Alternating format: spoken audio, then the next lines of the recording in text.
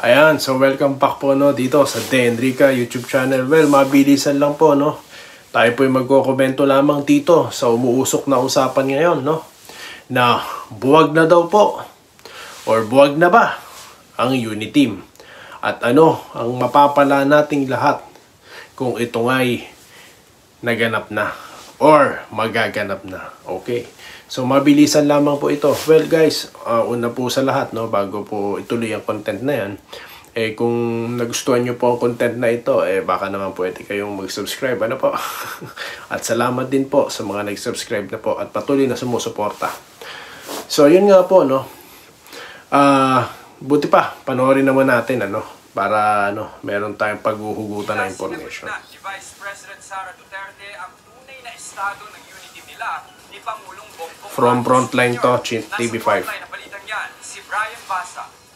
We are not candidates anymore. Ito ang diretsahang tugon ni Vice President Sara Duterte nang tanungin ng media kahapon kung buo pa rin ba ang unity nila ng nakatandem na si Pangulong Bongbong Marcos. Ayon kay VP Sara, binuulang ang unity para sa pagtakbo nila noong 2022 president. So, yun na po yan, So, ganun po kasimple ang sagot, Nung election lang po, nagka-Uniteam, Kasi nga po, ngayon, kung iisipin nyo, wala na po halos Kumbaga tayo dito, bilang supporters, pinapump po natin, Pinubuhay sana natin. Ayaw po natin na magkaroon ng lamat or maghiwalay ang Uniteam. Pero, nakakagulat dahil itong mga ilan sa mga vlogger dyan, binabanatan si Vice Presidente Inday, At tila yan ang topic nila, Parang natutuwa sila pag tuluyang mabuwag ang Uniteam. Tuloy po natin yung balita. Presidential elections, sabay pasalamat sa lahat ng sumuporta sa kanila. Ang Uniteam was the tandem during the 2022 elections and then tandem of Bongbong Sara during the 2022 elections and then imanang elections nila ulang.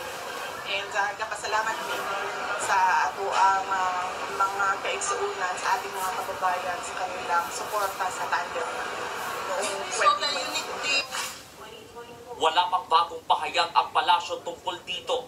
Pero dati nang sinabi ni PBBM na intact at buo pa rin daw ang tiwala niya kay VP Sara sa kabila ng matagal ng usap-usapan ng lumalabong alyansa ng mga Duterte at Marcos kasunod ng pang-amin noon ni First Lady Liza Araneta Marcos na masama ang loob niya sa Vice Presidente. Nagpugat ito sa sunod-sunod na pagbabatikos ng mga Duterte sa Pangulo at ngayon tila lumalim pa kasabay ng sunod-sunod na suspensyon sa mga kaalyado ni dating Pangulong Duterte, pati ang kapatid ni VP Sara. So yan, yun na nga po, paano nagkakaroon ng Uniteam kung yung mga kaalyado naman ng mga Duterte ang binabanatan nila? Di ba? Sa pamagitan ng suspension. Ayan. Kaya ako nasabi binabanatan kasi nga po, sunod-sunod naman po kasi yung suspension. Biruin nyo, mga elected officials, gobernador, mayor, ganun na lang po, kadaling suspindihin. At ilan po mga pulis sa Davao City ang tinanggal din, di ba? At ngayon, yung ginawa nila kay Pastor Kibuloy, grabe naman yon. Biruin nyo, ang punto nga ni Banatbay, makailang beses kayo nagsiserve ng warrant, wala naman, pinapapasok naman pala kayo dyan sa compound. Pero bakit ngayon, nagpadala sila ng sobrang dami ng tao? Sabi nga ng mismong ate ng presidente na si Senator Amy Marcos, para naman daw may war zone na, sa parang gano'n, di letra per letra, pero parang gano'n niya describe kasi nga may snipers, may drone, may may helicopter. So yan na po ba ang trademark ng administrasyon natin na raid na gagawin, Tuloy po natin ang balita. Na si Davao City Mayor Baste Duterte maugong din ang bali-balita na posible ring masuspinde dahil sa pagdalo umano sa mga prayer rally laban kay PBBM. Pero sabi ni VP Sara, wala naman siyang nababalitaan tungkol dito. suspend or document na suspension niya. Wala to na lang nato, no? And let us wait kung sa ang mga legal actions ni Mayor Bastaludan. Absent kahapon. So yan po, no? Yan po naging pahayag ni Vice Presidente. So hindi naman po kailangang iletra per letra pa na wala na po, buwag na, hindi, no? Sa ganun po sinagot na ni VP Sara. Kasi nga po yung mga action sa administration side, no, sa mga kaalyado, yun lang pong ginawa sa kanya na nanatiling tahimik yung Pangulo, no, sa ginagawa sa kanya ng Kongreso. Biruin nyo, yun nga pong nailipat na pondo sa kanya, yun ang ibinato, no? Utilized, ayun, yung pondo, no? Kasi kailangan mo talagang i-spend yun, no? Kung in-spend nila yun for, tawag dito, may pinaggamitan sila no? Ngayon, yun ang pinupuntos dito kay BP Inday.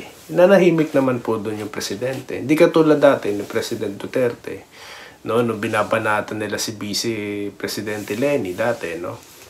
Sinabihan niya talaga. Kasi gusto nila i-impeach. Sabi niya, stop. Di ba? Ito, di ba, makailang atake ang ginagawa dito kay Vice Presidente. Parang wala naman po tayong narinig na pagtatanggol, no, sa panig ng Presidente Bongbong. Ano po? Tapos ngayon, ayan na, merong nakaumang, no, na di umano. Di nakaumang yung kumakalat, no, na issue na di umano masususpindi yung kapatid niya. So nasa ng unity team na dyan, di ba? Tsaka yung ginagawa ngayon ng mga dyan sa Kongreso, binubuhay na yung mga dating kaso, no? Biruin nyo yung hiniring nila ng hiniring simula na nakaupo si Presidente Duterte hanggang ngayon, yun na naman ang gagawin nila. So ano pang unity team doon? So ngayon, anong mangyayari dyan? Inaabangan na po natin yung posibleng resign, no, na Vice Presidente as Deputy Secretary. Although yan po ay kawalan para po sa kagawaran, ano po. Pero wala po tayong magagawa, no? Kasi nga, you can't, tawag dito, hindi ka po makakapagtrabaho kung ganyan na mangyayari, di ba? Mahirap po magtrabaho kung bigla ka na lang, alam mo yun, speculation ko lang po, baka mamaya biglang may gawin dyan sa ahensya, no? Madadamay lang yung ahensya para lang talaga, kasi nga, wa-effect po yung mga banat kay BP Sara. Mataas ang rating niya. Mas mataas pa nga, di ba? Among all the, mataas siya. Hindi natitinag. Bahagyang bumaba, pero mataas pa rin. So, effect, baka po tumindi ang atake, no, madamay pa kagawaran. Spekulasyon ko lang naman po yun, po. At kapag nangyari na po yan na po ang total, na talaga, buwag na. At kung makipag-join force na siya sa kanyang tatay at batikusin na, that will be a different story, no. Tsaka na po natin pag-usapan yun. Pero hanggat siya po'y DepEd pa at wala pang konfirmasyon, no, na talagang derechahan, no, na halimbawa, ibig ko sabihin kung bumabatikos na ang Vice Presidente, yun, tsaka na po tayo magkokomento dahil we are still pro-government, guys, no. Ayaw po natin ng hidwaan, sa totoo lang. Hindi po yan ang ipinangarap natin yung eleksyon. Kaya nanghihinayang din po ako sa mga takbo ng pangyayari. So yun lamang po ating comment sa ngayon, no.